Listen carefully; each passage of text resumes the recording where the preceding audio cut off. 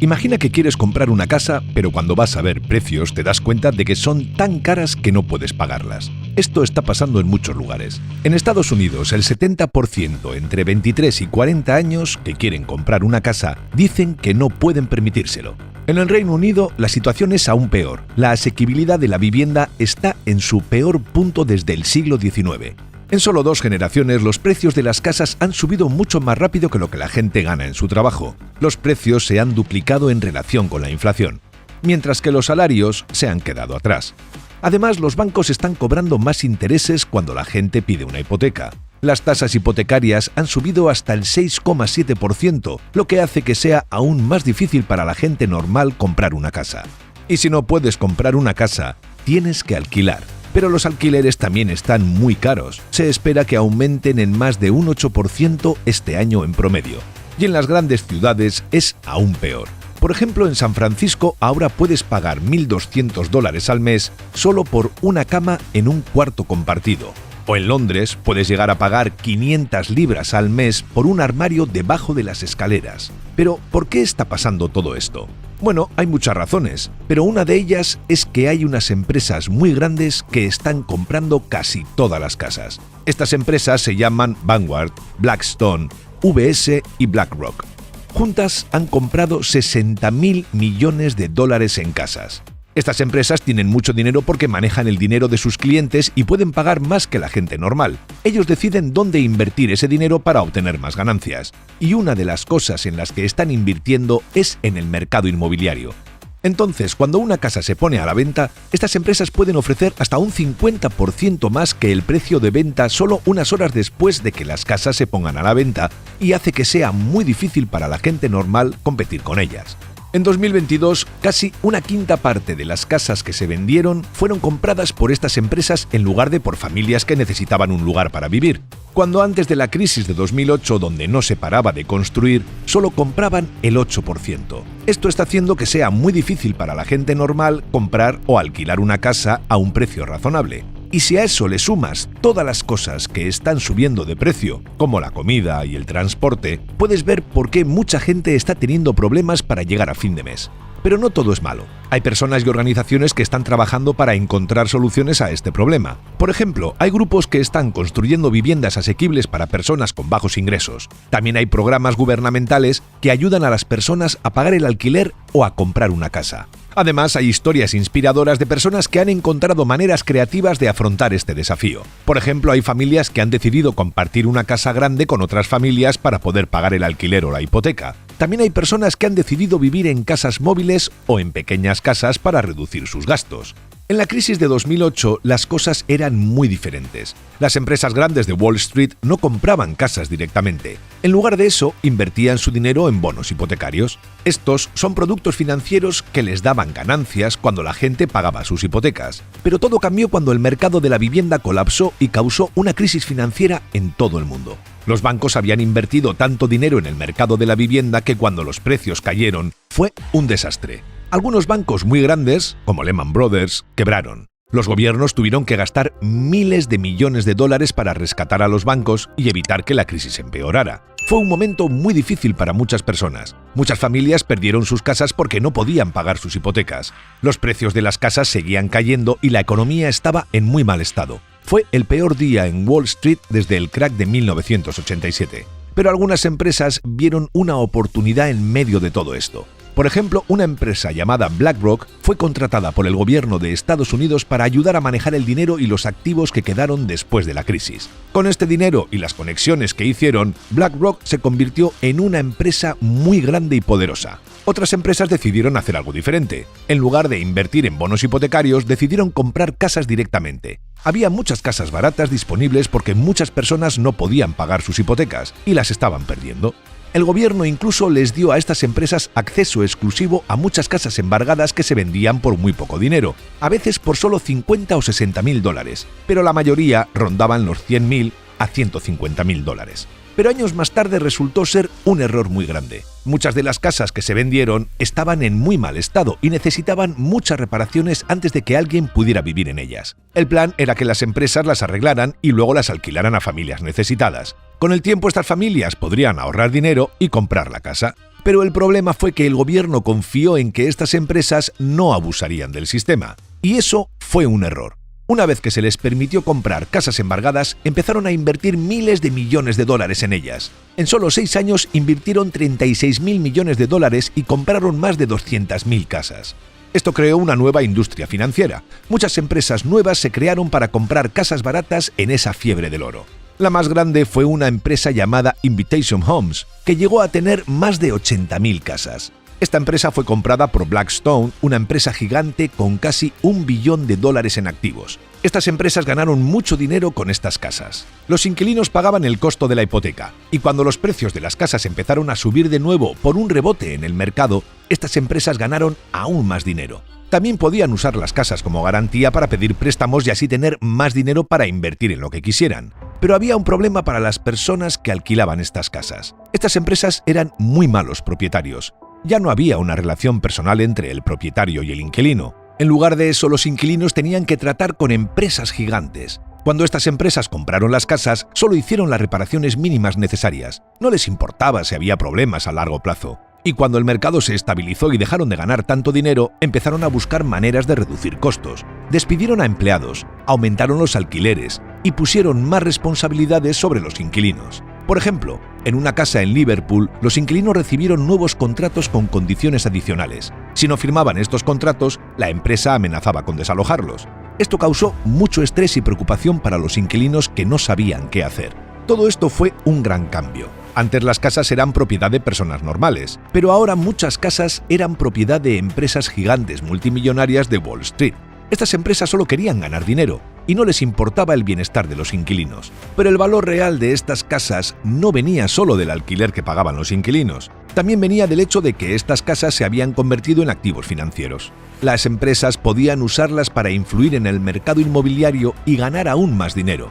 Por ejemplo, si una empresa compraba muchas casas en una ciudad, podía aumentar los precios de los alquileres. Y luego, años más tarde, podía vender las casas a un precio más alto y tener una gran ganancia. Esto pasó en Phoenix, en 2012, donde estas empresas compraron el 36% de todas las casas a la venta. Esto hizo que los precios subieran un 34% en solo unos meses. Imagina ser una persona normal que quiere comprar una casa en Phoenix en ese momento. De repente te das cuenta de que los precios están subiendo muy rápido y ya no puedes permitirte comprar la casa que querías. O imagina ser un inquilino de una casa propiedad de una de estas empresas. De repente te suben el alquiler y ya no puedes permitírtelo. Lamentablemente esta historia no ha cambiado mucho hoy en día. La única diferencia es que ahora las empresas no solo compran casas embargadas, sino que también compran casas en el mercado general. Blackstone es una de las empresas más grandes involucradas en este negocio. En 2021 compraron una empresa llamada Home Partners of America por $6.000 millones. Esta empresa tenía más de 17.000 casas, pero hay otras empresas aún más grandes. Como has visto, Invitation Homes tiene más de 80.000 casas. Y si sigues el rastro del dinero y ves quiénes son los dueños de estas empresas, encontrarás nombres conocidos como Vanguard y BlackRock. Esto es sorprendente, porque BlackRock ha dicho públicamente en un informe que no son propietarios de viviendas unifamiliares y que no están involucrados en ese negocio. Pero la verdad es que tienen una gran participación en una empresa que tiene más de 80.000 casas. Los medios defienden a estas empresas y dicen que no tienen la culpa de lo que está pasando. Por ejemplo, hay un artículo de Vox, un sitio web de noticias muy popular en Estados Unidos, que se llama "Wall Street no tiene la culpa del caótico mercado inmobiliario". Este artículo dice que BlackRock, una de las empresas más grandes de Wall Street, es completamente inocente. Ignora el hecho de que BlackRock ha invertido mucho dinero en el mercado inmobiliario. También hay un artículo en The Atlantic que dice algo similar. Se llama "BlackRock no está arruinando el mercado inmobiliario de los Estados Unidos". Este artículo también defiende a BlackRock y dice que no están haciendo nada malo. Pero si miras quiénes son los dueños de estas compañías de medios, puedes entender por qué están defendiendo a BlackRock. Por ejemplo, The Atlantic es publicado por una compañía llamada Atlantic Media. Esta compañía es propiedad en su mayoría de Laurene Powell Jobs, la viuda de Steve Jobs. Ella es una de las multimillonarias más ricas del mundo y trabajó en bancos de inversión al principio de su carrera. Entonces no es difícil imaginar por qué The Atlantic defiende a BlackRock. Todo esto puede ser muy confuso para el público en general. La gente normal no sabe qué creer cuando lee estas noticias. No saben si estas empresas de Wall Street son la razón por la que no pueden comprar una casa o si hay otras razones. Y mientras todo esto está pasando, hay noticias que están asustando a los mercados financieros. Por ejemplo, hay un modelo matemático avanzado que predice una probabilidad del 98% de que haya una recesión. Cuando se anunció esto, muchas acciones importantes bajaron de precio. BlackRock es una de las empresas que se encarga de cuidar el dinero de otras empresas y personas. Imagina que tienes una hucha llena de monedas, pero no sabes cómo cuidarla para que no te la roben o para que no pierda valor. Entonces le das tus ahorros a BlackRock para que la cuide por ti. Así, muchas empresas y personas le dan su dinero a BlackRock para que lo cuide y lo haga crecer. BlackRock tiene muchísimo dinero, billones de dólares. Con todo ese dinero, BlackRock compra partes de otras empresas muy grandes como Apple, Facebook, Nike, General Electric, Disney, Microsoft, Tesla, Google, y la lista sigue y sigue. Pero tener tanto control puede ser un problema. Los estudios han demostrado que cuando dos empresas compiten entre sí pero tienen un dueño en común, como BlackRock, pueden ser tóxicas para su industria. Esto significa que los precios pueden subir mientras la calidad y cantidad de productos baja. Algunos multimillonarios influyentes defienden a BlackRock diciendo que ellos solo cuidan el dinero de otras personas y son esos mismos millonarios los que ganan con todo esto. Pero si miramos bien, la mayoría del dinero que cuida BlackRock viene de empresas grandes y bancos. Si observamos de dónde provienen los 8,5 billones de dólares bajo administración de BlackRock, el 72% de ese dinero son administrados en nombres de otras instituciones y las compañías de seguros reclaman otro 20%. Esto deja que solo el 8% del dinero que manejan viene de pequeñas empresas y una proporción aún menor proviene de personas comunes y corrientes o pequeñas empresas. Entonces no es una exageración decir que BlackRock es todo Wall Street. Aunque BlackRock dice que son sus clientes los que ganan los activos, sus clientes son casi siempre otros bancos o grandes empresas. Al poner su dinero en manos de BlackRock, lo colocan al cuidado de un representante leal y fiable. Saben que BlackRock actuará en su interés porque la supervivencia de BlackRock depende del dinero de estos clientes. Pero ¿por qué BlackRock tiene tanto poder en Wall Street? ¿Por qué pueden influir tanto en la economía mundial? Bueno, tienen un as bajo la manga llamado Aladdin. Aladdin es un software creado por BlackRock en 1998 que les da ventaja sobre su competencia. Al principio era un programa primitivo diseñado para predecir el futuro de los mercados bursátiles y qué inversiones es más probable que sean rentables. Pero después de 25 años de retoques, mejoras y progreso tecnológico, se ha convertido en un monstruo absoluto. Representa lo último en inteligencia artificial y tecnología algorítmica. Mediante el estudio de innumerables terabytes de datos, el objetivo principal de Aladdin es leer el futuro. Sus predicciones y evaluaciones financieras son en realidad aterradoramente precisas. De hecho, es tan preciso que en el transcurso de 2020 se confió en Aladdin para administrar más de 21 billones de dólares. Los principales bancos se están beneficiando enormemente de esta tecnología. Cada vez que alguien usa esta tecnología, BlackRock gana dinero porque cobran tarifas por cada centavo que maneja Aladdin. Pero lo que Aladdin realmente representa es el ideal tecnócrata de poder controlar el riesgo en el futuro. Cada línea de código en Aladdin está alineada hacia el objetivo final de prevenir y evitar el riesgo mediante el análisis del pasado. Esto puede mantener el sistema funcionando para siempre. Esta es otra razón por la que los lobos en el mundo financiero están tan enamorados de Aladdin.